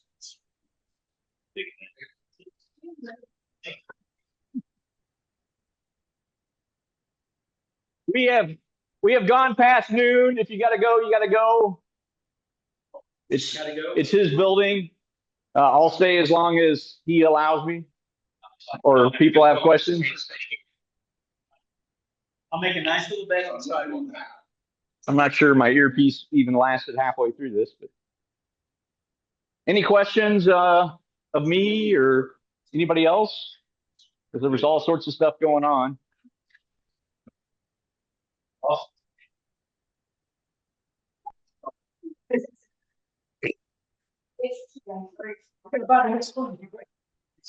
Um, Looks like everybody has wound down for the most part. The better half. Any questions at all? You guys want to do this monthly? Absolutely. Okay. It's good with me as long as I've got a place to do it, because I've got an RV pad at my house. That's about, I don't have inside space at the moment. Huh? Yeah, weather permitting, you know. So, Now, who's just invited? Oh, I didn't want to invite anybody for the first event, so I got to talk to you. so I would say personally, that's up to the host. If typically Shihan, he's providing us the building, he could say who he wants or who he doesn't want in it. Typically, like area Shihan Dais, every time Oyata would set up one, it was always brown belts and up. Occasionally, a green belt getting ready to test for brown, which would get permission to come or something like that. But typically, it's the upper belts. And the idea, if you didn't read the Facebook group, I don't know who all's on Facebook, is that it's peer training, preparing the next generation of Shihan instructors. That's kind of passing on the knowledge to the next generation of brown and blacks as they come up, right? So just kind of the deal there. typically that's what we're looking for. Obviously, if it starts getting too big, then we might have to search for a different place. And then we might have to, like rent a place once a month and everybody pops up $5 for the gymnasium or something. I don't know what. Cashers might have that opportunity. There's the big gym down the street, something like that. But, just kind of play it by ear. And then if you want to invite somebody, if we're having it here at Donnie's, then I would get Donnie's permission before, add anybody in like George Dillman or something like that. Anything else? Everybody have fun? All right. Yes, sir. So every time we do this, it should be casual, just kind of like, I was teaching some stuff, Matt was teaching some stuff. I'm sure you were probably teaching some stuff. Peers were picking each other's mind and learning from each other. That's growth. That's how you grow. So I'm hoping that we can continue doing this at least once a month. If it grows to something more than that, I'm fine with it. But I would love to play at least once a month. So, who all is in the Facebook group? Just a few of you. I'm a planner, but I did suggestions. Yeah. I'll make sure But so like typically, and if you're not on Facebook, you can just ask Matt. But if you've got something that you want to do, if you want to do stick fighting, two-handed stick fighting, one-handed short stick, Chizikumbo, the little bitty things, the flashlight stuff that we've done at your dojo, or anything else like that, just let us know on Facebook, or let one of the three of us know on Facebook that can get the message to me, and I can bring, like I did today. I had a trunk load full of stuff. We didn't use, all of it, obviously, but I was prepared for class. So if you need loaners, typically I've got just about everything you can imagine, because I traveled around with Rute doing seminars with hundreds of sticks that I provided for those seminars, and I still have most of that junk. Yeah, literally. Yeah. I'll come in with